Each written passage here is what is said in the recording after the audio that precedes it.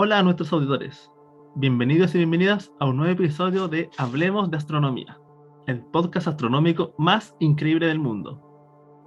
El día de hoy conversaremos sobre 3 temas súper interesantes. Partiremos con las propiedades físicas de las estrellas y las estrellas compactas. Seguiremos con el origen de los elementos químicos y finalizamos con los premios Nobel asociados a la evolución del universo. Les habla Felipe Orrego y nos acompaña Constanza Aravena y Álvaro Pérez. Comencemos. ¿Cómo es que se conocen distintas propiedades físicas de la estrella? Mira, Felipe, los astrónomos pueden determinar la masa, la edad, la metalicidad, que es la composición química, y muchas otras propiedades de las estrellas mediante la observación de su movimiento a través del espacio, también su luminosidad y su espectro. Cerca del final de la vida de una estrella también se puede contener la materia degenerada. La evolución estelar son los diferentes procesos por los que atraviesa una estrella a lo largo de su vida. Exactamente. Otra cosa que se sabe es que las estrellas nacen a partir de nubes de gas y polvo estelar que al juntarse se comprimen y aumentan su temperatura hasta aproximadamente 1.000.000 de Kelvin, donde empiezan a generar reacciones químicas hasta llegar a una temperatura de aproximadamente 10 millones de Kelvin, donde finalmente se considera como una estrella. Aquí comienza a fusionar átomos en el ciclo protón-protón, y esto último se conoce como secuencia principal. Cuando este proceso llega a su fin, porque termina de fusionar todo el hidrógeno en helio, la estrella colapsa por no poder mantener el equilibrio hidrostático y se transforma en una gigante roja, que son estrellas de baja masa, entre aproximadamente 1 a 8 masas solares, o las supergigantes rojas, que son estrellas de mediana y alta masa, que son de más de 9 masas solares. De hecho, estas estrellas de baja masa que se transforman en gigantes rojas pueden venir de enanas rojas, naranjas y amarillas, y de estrellas blancas.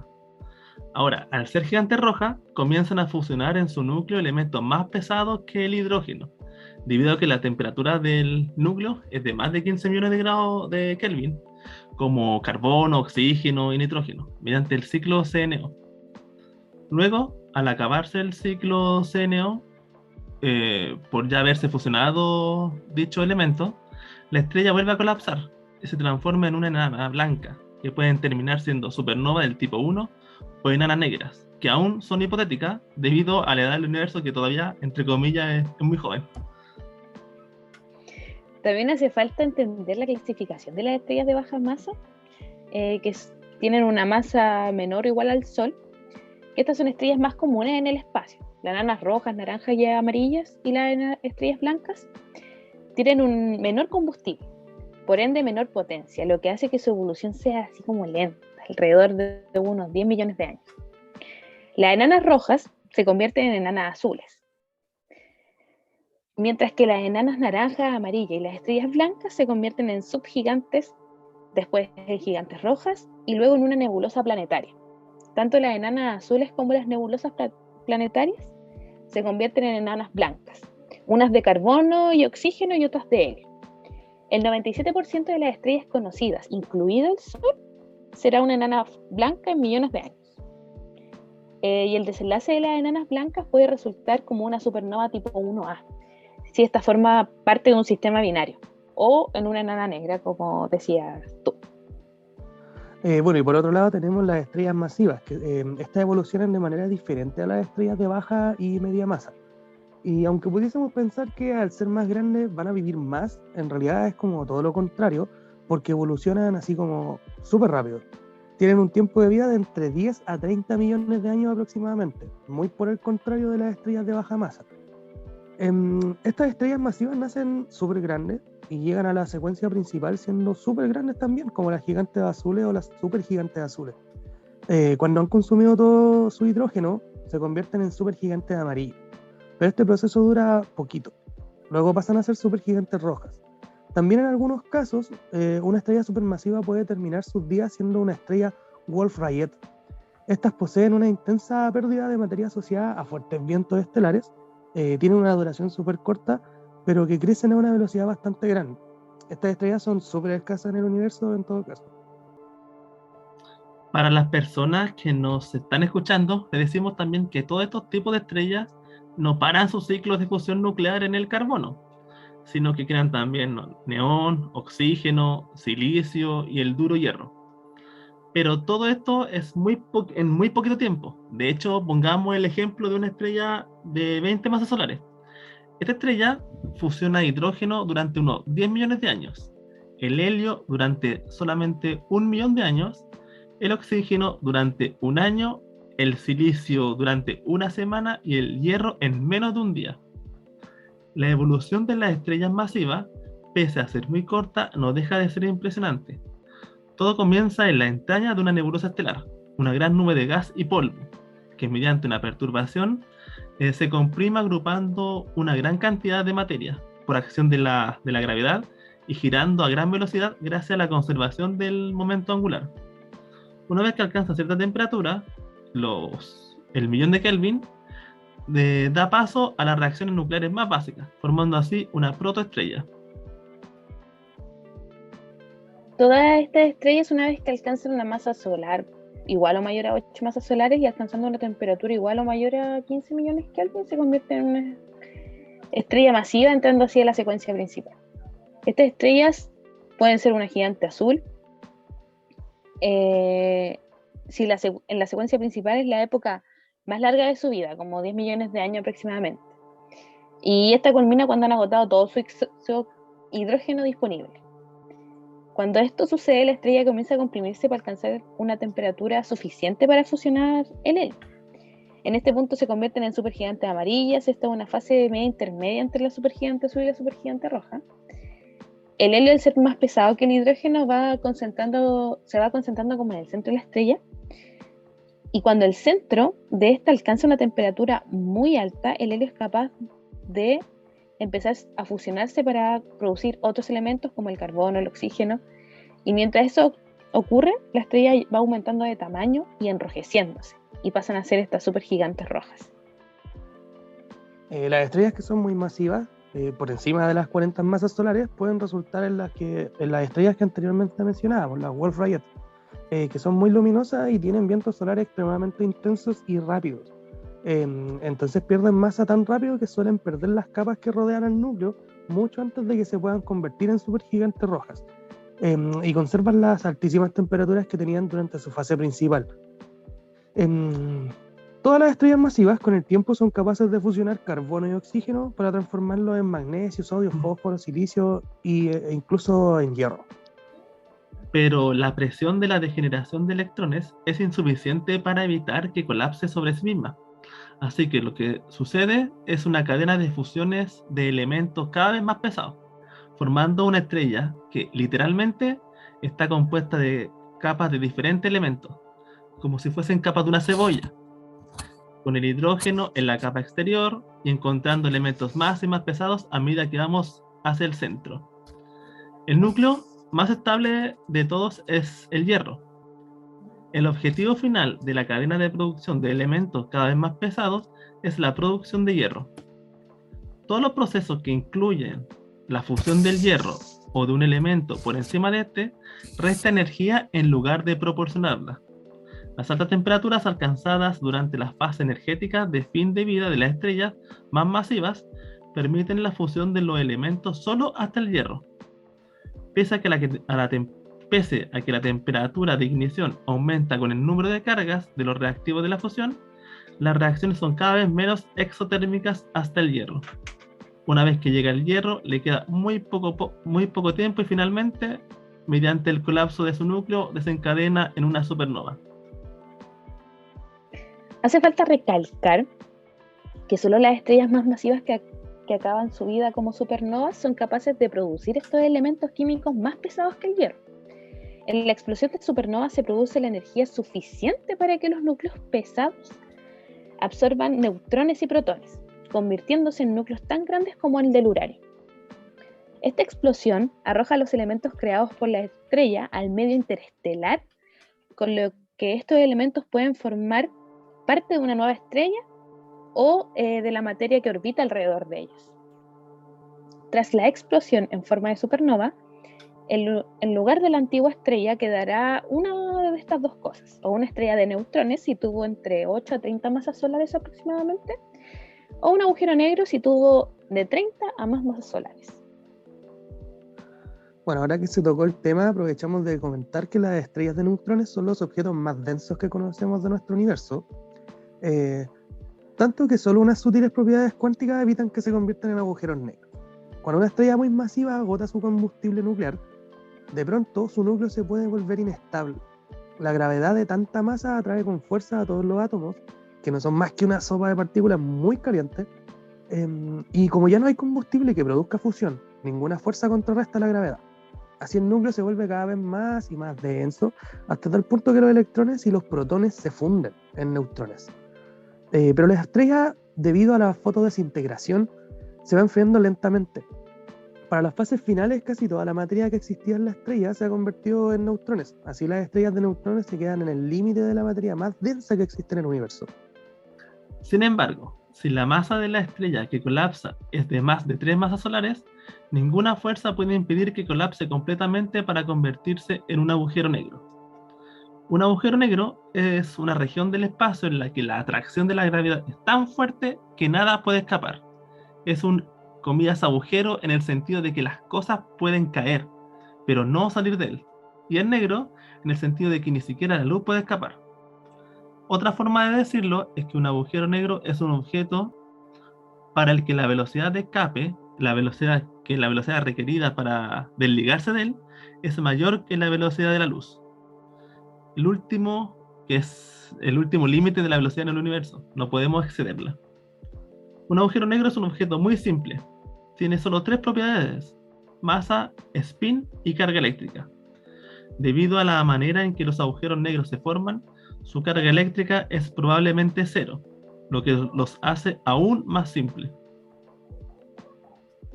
Ahora hablaremos de la formación de elementos químicos y recordemos que esto es posible gracias a las reacciones nucleares desarrolladas dentro de la estrella a lo largo de su vida hasta su muerte, como lo hablamos en el punto anterior.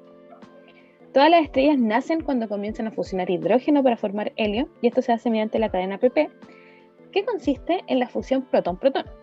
La cadena pp es la dominante a temperaturas entre 10 a 14 millón Kelvin y en estrellas de baja masa. Entre estas temperaturas, la energía cinética de los protones es suficientemente alta como para que logren vencer las fuerzas coulombianas de repulsión mutua. Aquí es donde entra el efecto túnel, el efecto cuántico por el que una partícula viola los principios de la mecánica clásica penetrando una barrera de potencial o de impedancia mayor que la energía cinética de esta propia partícula. El primer paso en las dos reacciones conduce a la fusión de dos núcleos de hidrógeno, a deuterio, liberando un positrón y un neutrino al transformar un protón en un neutrón. Tras esta reacción, el deuterio producido en el primer paso se puede fusionar con otro hidrógeno para producir un isótopo ligero de helio 3. Este proceso ocurre en tan solo unos segundos y resulta en el cual dos procesos iguales que entregan un isótopo ligero de helio 3 se combinan para dar helio 4, más dos protones. En otro caso ocurre si la temperatura de la estrella es superior a los 15 millones de Kelvin y son masivas. Aquí el proceso que predomina es el ciclo CNO, que es el carbono, nitrógeno y oxígeno que también se mencionó anteriormente, asumiendo el papel que jugaba el hidrógeno en el caso anterior. Al ser estrellas masivas con núcleos supercalientes, los protones serán capaces de juntarse con núcleos de carbono 12. El ciclo comienza cuando un carbono 12 captura un protón transformándose en nitrógeno 13 y un rayo gamma. Ese nitrógeno 13 sufre una desintegración beta positiva. Un protón se convierte en un neutrón y pasa a ser carbono 13 más un positrón y neutrino. El carbono 13 captura un protón para transformarse en nitrógeno 14 y un rayo gamma. El nitrógeno 14 captura un protón para transformarse en oxígeno 15 y expulsar un rayo gamma. El oxígeno 15 sufre una desintegración beta positiva y pasa a ser nitrógeno 15 más un positrón y un neutrino. Por último, el nitrógeno 15 se combina con un protón para dar un núcleo de helio 4 y un núcleo de carbono 12, volviendo al inicio del ciclo. Entonces la probabilidad de que ocurra este último paso es de un 99,96%, o sea, es casi en la totalidad de los casos. El núcleo de carbono 12 se recupera, entonces el 12C ni se crea ni se destruye, sino que actúa como un catalizador nuclear. No olvidemos que si nos encontramos en una estrella cuya temperatura central excede los 100 millones de Kelvin y es supermasiva, como puede suceder en la última fase de la supergigante roja, el helio puede fusionarse para formar berilio y luego carbono. El procedimiento de fusión de helio se denomina triple alfa. Esto ocurre cuando la estrella deja de estar en secuencia principal, o sea que todo el hidrógeno se ha consumido.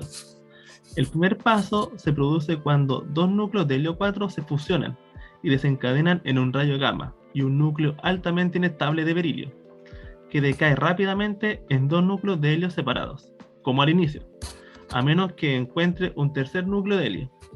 Debido a que el núcleo de berilio es tan inestable, puede pensarse como una interacción simultánea entre tres núcleos de helio, y como resultado de estas reacciones se forman grandes cantidades de carbono 12 y oxígeno 15, pero solo fracciones diminutas de estos se transforman en neón y otros núcleos más pesados mediante la adquisición de partículas alfa, es decir, los núcleos de helio.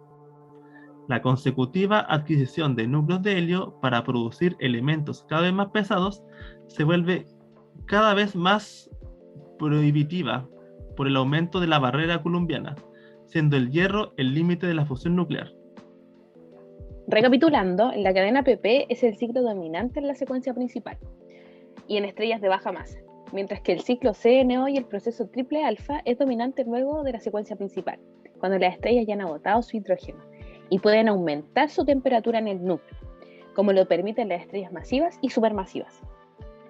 El origen de los elementos químicos que se encuentran en el universo vienen dados por distintos eventos. Algunos se originaron en la fusión generada por el Big Bang, otros por la fusión de rayos cósmicos o fusionando estrellas de neutrones, o la explosión de estrellas masivas, la muerte de estrellas de baja masa, o finalmente la explosión de enanas blancas en supernovas de tipo 1A, posible en estos sistemas binarios. También las estrellas son como fábricas que producen los elementos para crear nuevas estrellas, planetas y al final nosotros los humanos, que de ahí viene la famosa frase de nuestro queridísimo Carl Sagan, esa somos polvo de estrellas, ya que el 97% de los elementos de nuestro cuerpo se originó hace millones de años en el corazón de una estrella. Oye, súper loco pensarlo así. Ahora vamos a hablar de los premios Nobel que están asociados como a la evolución del universo, como por ejemplo en 1967 Hans Bethe, un famosísimo científico, por sus contribuciones sobre la teoría de las reacciones nucleares, especialmente acerca de sus descubrimientos sobre la producción de energía en las estrellas. En 1974 tenemos a Martin Ryle y Anthony Hewitt por sus investigaciones pioneras en la astrofísica de rayos, para ser más específico. Ryle por sus observaciones e invenciones, en particular por la técnica de síntesis de apertura, y Hewitt por su papel decisivo en el descubrimiento de los púlsares.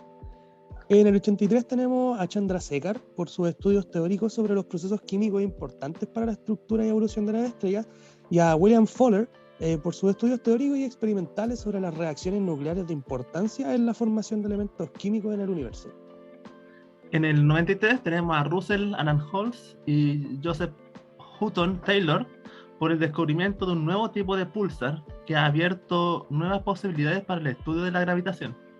En el 2002 tenemos a Raymond Davis, a Masatoshi Koshiba y Ricardo Giacconi por sus contribuciones pioneras a la astrofísica, en particular por la detección de los neutrinos cósmicos. En el 2006 tenemos a John Matter y George Smoot por sus investigaciones sobre la radiación de fondo de las microondas cósmicas y el origen del universo con ayuda del satélite COBE. En el 2011 tenemos a Perlmutter, a Schmidt y Adam Riess por el descubrimiento de la expansión acelerada del universo por la observación de supernovas distantes. Luego en 2017 tenemos a Rainer Weiss, a Barry Barish y Kip Thorne por sus contribuciones decisivas al detector LIGO y por la observación de ondas gravitatorias. En 2019, James Plebes, Michel Mayor y Didier Queloz por sus contribuciones a nuestro entendimiento de la evolución del universo y el lugar de la Tierra en el cosmos. Y últimamente, en 2020, Roger Penrose, Reinhard Genzel y Andrea Ghez por el descubrimiento de la formación de agujeros negros en una predicción robusta de la teoría general de la relatividad y por el descubrimiento de un objeto compacto supermasivo en el centro de nuestra galaxia. Bueno, con eso cerramos este podcast. Agradecemos mucho su atención, la escucha y esperamos que les haya gustado la conversación de hoy. Ya nos encontraremos en otro podcast de Hablemos de Astronomía. Un saludo y hasta luego. Adiós. Chao.